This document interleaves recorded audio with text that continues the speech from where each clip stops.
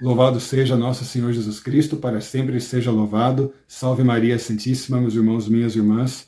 Você está no canal Maria Rainha da Paz. Deus abençoe a cada um de vocês. Eu me chamo Tarcísio Gonçalves e nesse vídeo eu peço que vocês fiquem até o final, porque a história que virá é de arrepiar a alma. Ela vai causar um choque de realidade espiritual. Aquelas histórias, meus amados, que foram reais, porém que servem para que a gente desperte, paremos com aquela ociosidade espiritual e busquemos levar uma vida de oração e de proximidade com Deus verdadeiramente muito mais intensa. Nós estamos perdendo muito tempo com coisas supérfluas e não estamos buscando a salvação da nossa alma. Essa é a grande realidade. Nós estamos sendo preguiçosos para as coisas do alto e muito empenhados para aquelas coisas que passam. Nós não estamos buscando a Deus, nós não estamos buscando as coisas do alto. Ou seja, queremos ir para o céu, mas não buscamos esse prêmio celeste. Temos que caminhar já na santidade para termos esse passaporte para o reino eterno. O que virá a seguir é a história de uma serva chamada Clara, uma moça muito piedosa, que morreu muito cedo em um convento na Alemanha. Porém, quando ela trabalhou no escritório, ela dividia o espaço com uma mulher chamada Anita. Não é a cantora, pelo amor de Deus, tá? E Anita não levava uma vida de oração. Um dia, ela se casou, Anita, acabou se afastando de Clara.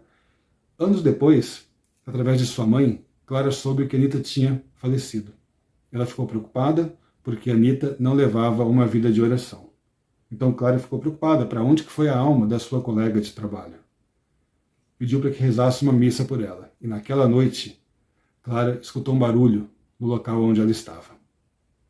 Naquela madrugada, encontrou uma carta em um ponto da casa. E aquela carta tinha a letra da sua ex-colega de escritório, Anita, que tinha acabado de falecer. O que virá é de realmente causar um espanto na nossa alma, causa uma inquietude muito grande. É um texto bem assombroso, porém é um choque de realidade espiritual que nós precisamos ter para dar aquele chacoalhão e que possamos realmente despertar de que a realidade do inferno é verdadeira e que nós não estamos livres dele. Temos que buscar a salvação da nossa alma enquanto nós ainda temos tempo. Presta muita atenção naquilo que você vai escutar. Fica até o final, não tenha medo do que virá, tá certo? É para causar uma inquietude na nossa alma mesmo. Espalhe esse vídeo para o máximo de pessoas que você puder e veja o que essa pobre mulher estava passando no inferno, e que ela foi obrigada a escrever por uma permissão divina. Deus abençoe e até a próxima.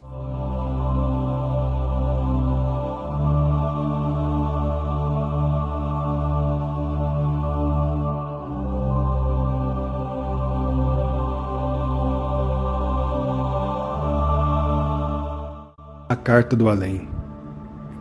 Clara era uma moça, falecida ainda jovem em um convento da Alemanha. Entre os papéis que deixou, encontrou-se o seguinte manuscrito que publicamos na íntegra na versão portuguesa. Assim dizia esse manuscrito. Eu tinha uma amiga, isto é, entramos em contato por causa do escritório, onde trabalhávamos uma ao lado da outra em uma firma comercial. Mais tarde, Anita se casou e nunca mais a vi. Afinal, reinava entre nós duas, desde o começo, mais cortesia do que propriamente uma amizade. Por isso mesmo, pouco sentia sua ausência quando ela, após seu casamento, foi morar em um quarteirão de vilas, muito longe da minha casa. Quando no outono de 1937 passava minhas férias às margens do lago de Garda, escreveu-me minha mãe, pelos fins da segunda semana de setembro. Veja, Anita morreu. Foi vítima de um acidente de automóvel. Foi sepultada ontem, no cemitério do Bosque. Tal notícia me espantou. Sabia que Anita nunca fora muito religiosa. Estaria preparada quando Deus, assim de improviso, a chamou? Na manhã seguinte, assisti à Santa Missa por ela, na capela particular da Pensão das Freiras, onde eu estava hospedada. Rezei fervorosamente pela paz de sua alma e até ofereci a comunhão nesta intenção. Mas o dia todo senti um certo mal-estar que pela tarde aumentou ainda mais. Adormeci inquieta, enfim fui acordada por um violento bater à minha porta. Acendi a luz, o relógio sobre o criado marcava 00:10. Não vi ninguém. Nenhum barulho se ouvia pela casa. somente o das ondas do lago de Garda que se quebravam monótonas contra a murada do jardim da pensão. De vento não se ouvia nem o sopro, e, no entanto, ao acordar eu tinha acreditado perceber, além das batidas da porta, um rumor de vento semelhante àquele que se produzia quando meu chefe de escritório, aborrecido, me passava de mau jeito alguma carta. Refleti por um instante se devia levantar-me. Eu pensava, tudo histórias. Eu disse resolutamente a mim mesma. É a tua imaginação excitada depois daquele caso de morte de Anita. Virei-me para o outro lado, rezei alguns Pai Nossos pelas almas do purgatório e voltei a dormir.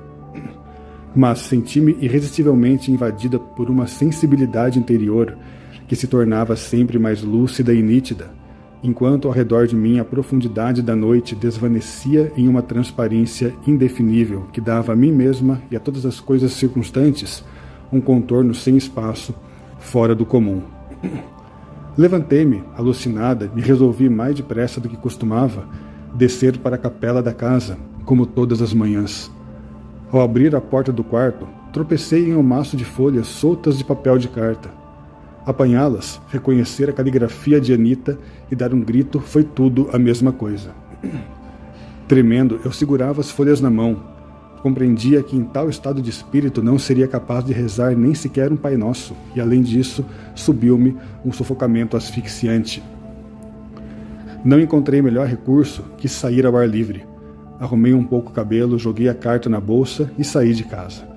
Subi por um trilho que, além da estrada principal, a famosa Gardesana, vai em direção ao monte, entre oliveiras, jardins de residências e moitas de louros. A manhã surgia luminosa. Outras vezes, a cada 100 passos, eu me extasiava diante do magnífico panorama que dali se abre sobre o lago e sobre a ilha de Garda, bela como um de fada. O insondável azul da água me recreava sempre. Contemplava admirado o cinzento Monte Baldo, que do outro lado se eleva lentamente.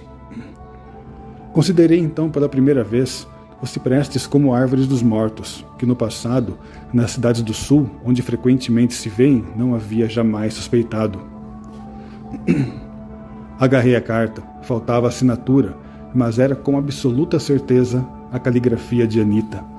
Não faltava nem mesmo o grande rabisco ornamental do S e o T à francesa, que ela havia aprendido no escritório para aborrecer o senhor-chefe. O estilo não era o dela, ao menos não falava como de costume, pois ela sabia conversar de maneira extraordinariamente amável e sorrir pelos olhos celestes, com seu belo narizinho amassado. Só quando discutíamos assuntos de religião podia tornar-se venenosa e tomar o tom duro desta carta. E, julgando assim, experimento também a amargura do seu estilo áspero. A sua carta do outro mundo eu a reproduzo aqui palavra por palavra, como ali, então, dizia dessa forma. Assim dizia, amados, Anita, que escreveu a carta do inferno para a sua amiga Clara. Clara, não reze mais por mim, estou condenada. Se eu lhe comunico e lhe refiro mais longamente, não pense que eu estou fazendo a título de amizade. Nós aqui não amamos a mais ninguém. Faço-o como que forçada. Faço-o como parte daquela potência que sempre quer o mal e faz o bem. Na verdade, desejaria ver você também chegar a esse estado onde eu já me aportei para sempre. Não se aborreça com esta intenção. Nós aqui no inferno pensamos todos assim. Nossa vontade está petrificada no mal, nisto que vocês justamente chamam de mal. Mesmo quando nós fazemos algo de bem, como eu agora, abrindo seus olhos sobre o inferno, isto não acontece com boa intenção. Lembra-te que há 4 anos nos conhecemos. Você tinha então 23 anos e estava ali já havia meio ano quando eu cheguei. Você me livrou de alguns embaraços. Você me deu, como a principiante, bons conselhos. Mas que quer dizer bom? Eu louvava então o seu amor ao próximo, ridículo. O seu auxílio derivava de pura beatice, como aliás já o suspeitava desde aquele tempo. Pode notar, queridos, que ela escreve num tom de ódio quando se refere às coisas do bem. Nós não conhecemos aqui nada de bom no inferno, em ninguém. O tempo de minha juventude você o conhece. Algumas lacunas eu preencho por aqui. Conforme o plano de meus pais, para dizer a verdade, eu não deveria ter existido. Aconteceu-lhes, porém, essa desgraça. Minhas 2 irmãs já tinham 14 e 15 anos quando eu nasci. Antes não tivesse existido. Pudesse eu agora aniquilar-me e fugir desses tormentos aqui do inferno. Nenhuma volúpia igualaria aquela com que deixaria a minha existência, como um vestido de cinzas que se perde do nada. Mas eu devo existir assim como me tornei, como uma existência falida. Quando papai e mamãe, ainda jovens, se transferiram do campo para a cidade, ambos haviam perdido o contato com a igreja. Foi até melhor assim. Simpatizaram-se com pessoas afastadas da igreja, conheceram-se em uma sala de bailes e meio ano depois tiveram que se casar. Na cerimônia nupcial caiu sobre eles tanta água benta que mamãe se contentava em ir à igreja para a missa dominical umas 2 vezes por ano. Nunca me ensinou a rezar direito. Esgotava-se nos apertos da vida cotidiana, embora nossa situação não fosse desfavorável. Palavras como rezar, Santa Missa, água benta, igreja, eu as escrevo com uma repugnância sem igual. Meus amados, perceba que Anita já estava no inferno, padecendo as dores, e deixou bem claro que estava escrevendo por ordem. Ela não fazia por nenhum ato de amizade por Clara, mas ela queria que Clara estivesse ali naquele momento, padecendo as dores do inferno juntamente com ela, porque ela deixou claro, no inferno ninguém mais ama ninguém. E aqui pode perceber que ela debocha e fala com ódio dos termos santos. Continuando. Detesta tudo isso como eu detesto quem frequenta a igreja, em geral todos os homens e todas as coisas. De tudo com efeito nos advém tormento. Todo conhecimento recebido na hora da morte, toda lembrança de coisas vividas ou sabidas, é para nós uma chama ardente. E todas as lembranças nos mostram aquele aspecto que nelas era graça, que nós desprezamos em vida. Que tormento é este? Nós não comemos, não dormimos, não andamos por nossos pés. Espiritualmente acorrentados, olhamos imbecilizados com urros e ranger de dentes a nossa vida levada aos montes, odiando e atormentados. Quer saber? Nós aqui no inferno bebemos ódio como água. Também uns para com os outros, sobretudo, odiamos a Deus. Eu quero que você entenda, os santos nos céus devem amá-lo, porque eles o veem sem véu, na sua fulgurante beleza. Isto os torna de tal maneira felizes que nem se pode descrever. Nós o sabemos, e esse conhecimento nos torna furiosos. Os homens na terra que conhecem a Deus pela criação e pela revelação podem amá-lo, mas não estão obrigados a isto. Aquele que tem fé, escreva rangendo os dentes, que refletindo contempla Cristo na cruz, com os braços abertos, acabará por amá-lo. Mas aquele de quem Deus se aproxima só na desgraça, como punidor, como justo vingador, porque foi um dia por ele repudiado, como acontece conosco, este não pode senão odiá-lo, com todo o ímpeto de sua pérfida vontade, eternamente, por força da livre resolução de ser separado de Deus, resolução pela qual, morrendo, matamos nossa alma, resolução que nem mesmo agora retiramos, nem teremos jamais vontade de retirá-la. Você compreende agora por que é que o inferno dura para sempre? Porque nossa obstinação jamais vai se desligar de nós. Constrangida, acrescento que Deus é misericordioso, até mesmo conosco. Digo constrangida, pois que, mesmo escrevendo espontaneamente esta carta, nem assim me é permitido mentir, como quereria. Muitas coisas escrevo no papel contra a minha vontade. Até mesmo no ímpeto de impropérios que gostaria de vomitar, eu devo abafar. Deus foi misericordioso conosco, não deixando esgotar na terra a nossa malvada vontade como estávamos dispostos a fazer. Isso teria aumentado nossas culpas e nossas penas aqui. Até nisso, Deus foi misericordioso em vida. Ele nos fez morrer antes do tempo, como eu, ou fez interferir outras circunstâncias atenuantes. Agora, ele se mostra misericordioso conosco, não nos obrigando a aproximar-nos dele mais do que o estamos, neste remoto lugar infernal. Isso suaviza um pouco o tormento. Todo passo que me levasse mais perto de Deus me causaria uma pena maior do que aquela que traria a ti o aproximar-te de uma fogueira. Você se espantou quando eu, certa vez, durante um passeio, lhe contei que meu pai, alguns dias antes da minha primeira comunhão, me havia dito: Anita, procure merecer um belo vestidinho, porque o resto é exagero e exibição. Pelo seu espanto, quase fiquei envergonhada. Agora eu dou risada disso. A única coisa razoável naquela exibição era que só se admitia a comunhão aos 12 anos. Eu, naquela época, já me sentia bastante atraída pelos divertimentos do mundo, de modo que, sem escrúpulos, punha de lado as coisas religiosas e não dei grande importância à primeira comunhão. Coisa ridícula a vergonha do mal. Para nós aqui, tudo é a mesma coisa. Meus pais nem sequer dormiam mais no mesmo quarto. Eu dormia com mamãe e papai no quarto do lado, onde ele podia entrar livremente a qualquer hora da noite. Ele bebia muito e, deste modo, acabava com o nosso patrimônio. Minhas irmãs estavam ambas empregadas e necessitavam, conforme diziam, do dinheiro que ganhavam. Mamãe começou a trabalhar para ganhar também alguma coisa. No último ano de sua vida, papai maltratava muito mamãe quando ela não lhe queria dar alguma coisa. Para comigo foi sempre carinhoso. Um dia eu lhe contei e você ficou chocada com meu capricho, mas você não ficou chocada com minhas referências. Um dia ele teve que levar de volta 2 vezes os sapatos que comprou para mim, porque a forma e os saltos não eram bem modernos. Na noite em que meu pai foi atacado de apoplexia mortal, aconteceu alguma coisa que eu, por receio de uma interpretação desagradável, nunca consegui contar-lhe. Foi quando fui assaltada pela primeira vez por meu espírito atormentador de agora. Dormia no quarto de minha mãe. Seus suspiros regulares indicam um sono profundo, quando de repente escuto chamar-me pelo nome.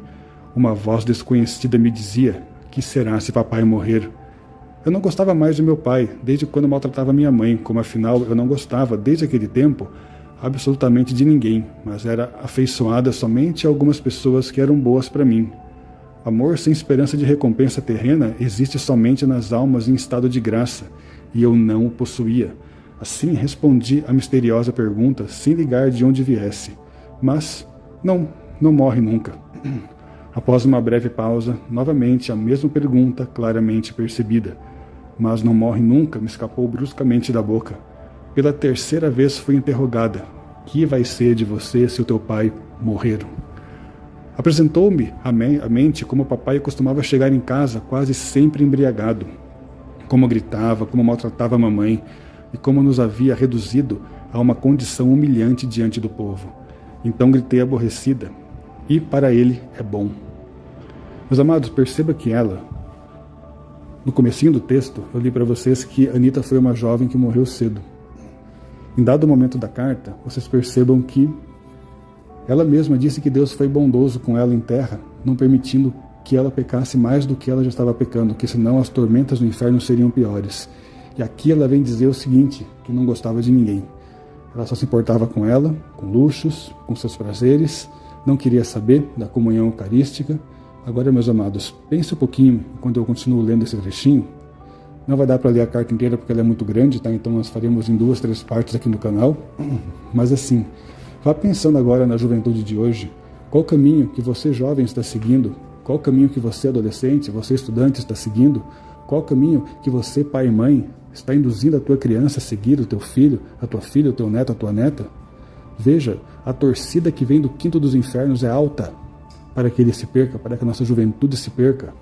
Assim como ela se perdeu, mas ela foi catequizada. Ela podia ter se salvado. E agora estava ali, uma jovem queimando no quinto dos infernos para sempre, e forçada por Deus, ela escreve essa carta. Continuando. Então tudo sossegou. Na manhã seguinte, quando mamãe quis arrumar o quarto do papai, encontrou a porta fechada à chave. Pelo meio-dia, resolvemos arrombar a porta. Meu pai, meio vestido, jazia morto sobre a cama. Ao ir buscar a bebida na adega, devia ter-lhe acontecido algum acidente, e já se encontrava, havia muito tempo, adoentado. Teria Deus ligado à vontade de uma filha, para com a qual aquele homem havia sido, de certo modo, bom a ocasião para converter-se? Lembre, amados, que uma voz começou a perturbar no coração daquela jovem: e se seu pai morresse? Será que não seria a voz do próprio Deus? Aqui ela continua. Marta e você, claro, me induziram a entrar na Associação das Moças. Realmente nunca ocultei que achava bastante sintonizadas com o costume paroquial as instruções das duas presidentes, as senhoras F e G. Os jogos eram divertidos, como você sabe, tive longo lugar na diretoria. Gostava disso, também os passeios me agradavam. Deixei-me até induzir algumas vezes a ir confessar e comungar. Para dizer a verdade, não tinha nada para confessar. Pensamentos e palavras para mim não tinham nenhuma importância. Para praticar ações grosseiras, eu não estava ainda bastante corrompida. Uma vez você me admoestou: Ana, se você não reza mais, você vai se perder. Agora olha só, a amiga deu um toque para ela: se você não está rezando mais, você vai se perder uma hora. E eu, de fato, rezava pouco e, além disso, de muito má vontade. Agora vejo que, infelizmente, claro, você tinha razão. Todos aqueles que se queimam no inferno é porque não rezam ou não rezaram bastante. Vamos lembrar, amados, que a oração é a nossa comunicação com Deus, para fazer a tua vontade, para ouvir o que Deus quer de nós, para alinharmos a nossa existência à santidade e também à vontade de Deus.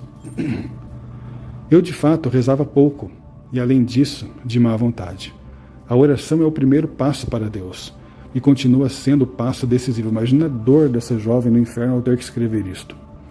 Especialmente a oração aquela que foi a mãe de Jesus Cristo, cujo nome nós não pronunciamos nunca. Ou seja, aqui ela estava dizendo da Ave Maria e também do Santo Terço. A devoção a ela arranca ao demônio. Olha só, mas aqui é uma condenada ao inferno que vai revelar uma verdade para a gente. Para nós que não valorizamos o terço, achamos cansativo, olha só. A devoção a ela, porque ela não pronuncia o nome de Nossa Senhora nem de Maria, arranca ao demônio inúmeras almas que o pecado poria infalivelmente nas mãos dele. Continua a narração consumindo-me de raiva, e só porque estou sendo obrigada. Rezar é a coisa mais fácil que o homem pode fazer na terra, e justamente a esta coisa facílima é que Deus ligou a salvação de cada um. A quem reza com perseverança, ele, pouco a pouco, dá tanta luz e fortifica-o, de maneira tal que no fim, mesmo o pecador mais empedernido pode definitivamente se elevar, ainda que estivesse mergulhado na lama até o pescoço. Agora eu faço a pergunta para você, eu também faço para mim aqui. Como que está a minha vida de oração? Como é que está a minha comunicação com Deus? Como que eu estou ouvindo a voz de Deus e praticando na minha vida? Será que estou colocando minha família para rezar devidamente? Eu estou deixando meus filhos no celular? Ou tenho me ocupado demais com o meu trabalho e não tenho dedicado a minha família para Deus? Continuando, amados. Nos últimos anos da minha vida, não rezei mais como devia, e assim fiquei privada das graças sem as quais ninguém pode se salvar. Aqui não recebemos mais nenhuma graça no inferno. Ao contrário, mesmo que as recebêssemos, nós cinicamente as rejeitaríamos. Todas as oscilações da existência terrena terminaram nesta outra vida. Entre vocês aí na terra, o homem pode subir do estado do pecado ao estado da graça. Da graça pode cair no pecado. Muitas vezes por fraqueza ou talvez por malícia. Com a morte, esse subir e descer acaba, porque tem a sua raiz na imperfeição do homem livre. Agora já atingimos o estado final. Já com o crescer dos anos, as transformações se tornam mais raras. No entanto, até a morte, se pode sempre converter para Deus ou voltar-lhe as costas. E, no entanto, o homem, como que arrastado pelas correntes antes do desenlace, com os últimos e fracos restos da vontade, se comporta como estava acostumado em vida. O hábito, bom ou mau, torna-se segunda natureza. Esta o arrasta consigo. Assim aconteceu também comigo. Há anos eu vivia afastada de Deus. Por isso, na última chamada da graça, me decidi contra Deus. O fato de que eu pecasse frequentemente, para mim não foi fatal, mas fatal foi que eu não quis mais ressurgir. Você várias vezes me admoestou para ouvir pregações e ler livros de piedade. Não tenho tempo, era a minha resposta ordinária. Não faltava mais nada para aumentar a minha incerteza interior, ou seja, ela já estava decidida em não seguir a Cristo. Ela não queria saber de Deus, mas já tinha sido catequizada. Então ela tinha um percentualzinho de culpa. Afinal, devo constatar isto, desde o momento em que a coisa já estava assim adiantada, pouco antes da minha saída da Associação das Moças, me teria sido imensamente duro tomar uma outra estrada. Eu me sentia insegura e infeliz, mas diante da conversão surgiu uma muralha. Você não o deve ter percebido e considerava coisa tão simples que um dia me disse: mas faça uma boa confissão, e tudo retoma ao seu lugar. Eu sabia que teria sido mesmo assim, mas o mundo, o demônio e a carne me prendiam já muito fortemente em suas redes. E aqui, amados, mais 2 linhas eu termino por aqui, tá? Ao influxo do demônio eu nunca dei crédito e agora atesto que ele influi fortemente nas pessoas que se encontram nas condições em que me encontrava então. Somente muitas orações de outros e mesmo minhas, unidas com sacrifícios e sofrimentos, teriam conseguido arrancar-me dele. E isto só aos poucos. Se existem poucos obsessos externamente, há uma infinidade de obsessos internamente. O demônio não pode roubar a vontade livre daqueles que se entregam ao seu influxo, mas como castigo de sua, por assim dizer, apostasia metódica de Deus, este permite que o maligno se alinhe deles.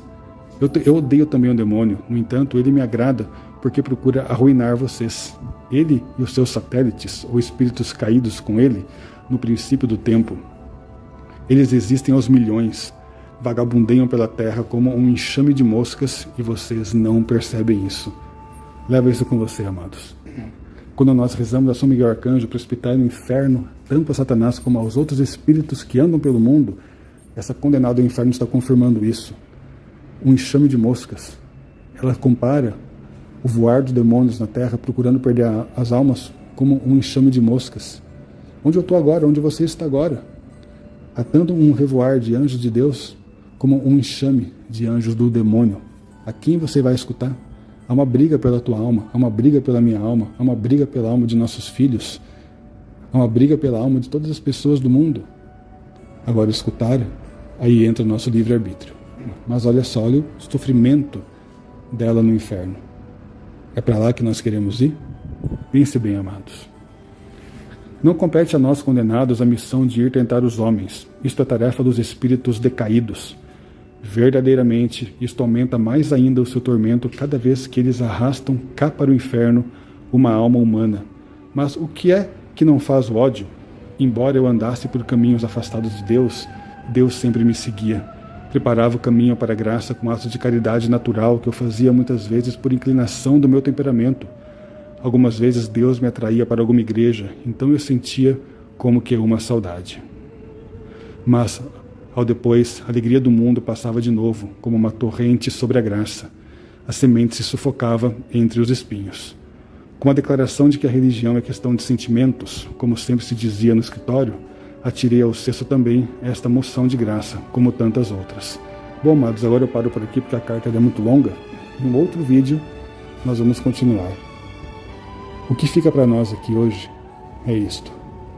É o arrependimento de uma alma que agora, condenada, padece. Homens e mulheres santos, se nós realmente queremos escapar desta dura realidade para onde vão milhões de pessoas por dia. Termino com a frase de Santa Teresa que diz: eu vejo almas caindo no inferno em tamanha intensidade como flocos de neve em intensa tempestade. Lá não é o teu lugar. Você nasceu para ser de Deus. Eu nasci para ser de Deus. Se tiver alguém na nossa casa, nossos filhos, enfim, no caminho errado, pelejemos pela tua salvação. Porque essa moça morreu em um acidente, ainda jovem. Já não havia mais o que fazer, porque ela morreu em estado de desgraça. Ela teve oportunidades. Olha só, Clara evangelizou-a o máximo que pôde, mas não foi ouvida. Façamos nossa parte. Se o outro não escuta, aí já é questão dele. Ele tem um livre-arbítrio, pelo menos você evangelizou e você não será cobrado por isso, tá certo? Rezemos uma Ave Maria, por nós, pelas almas. Ave Maria, cheia de graça, o Senhor é convosco. Bendita sois vós entre as mulheres, bendito o fruto do vosso ventre, Jesus. Santa Maria, Mãe de Deus, rogai por nós, pecadores, agora e na hora de nossa morte. Amém. Que o sangue de Jesus recaia sobre a alma de cada um. Que Deus abençoe e até a próxima, se Deus quiser. Ainda teremos a parte 2. Salve Maria.